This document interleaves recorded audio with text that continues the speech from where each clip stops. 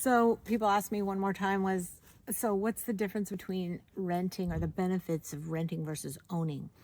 And I have like the most basic ways to explain that, because I am no tax professional, but it all has to do with taxes. So this year, in order to even start deducting things from your income, you have to have write-offs of $14,600 in 2024. That's the basis for even starting. So if you have a shoebox full of receipts, let's just say, they have to add up to 14,600. So when you're a renter, that's hard to get to. It doesn't happen. But when you own a house, you can write off the interest and insurance and all kinds of other stuff, and that adds up to 20 grand right away.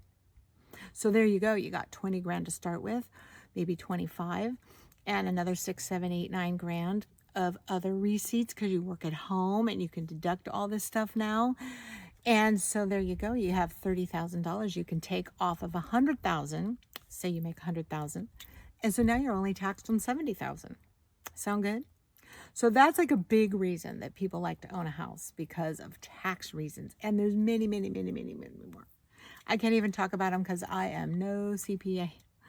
But this is a subject that homeowners talk about a lot, especially when you're self-employed and you're working at home and you own your home. Tax write-offs. You don't get taxed on much. You don't get taxed on your whole income. It's pretty cool.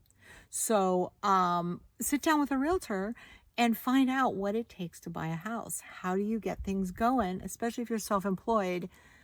It's a little bit more of a leap, but you can do it. And you sit down with a good lender and you can figure out how to own your own house. So house ownership is a big thing in the United States, and taxes are a big reason, besides just pride of ownership, right?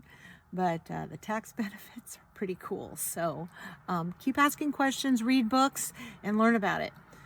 It's worth it, and someday you're going to own your own home.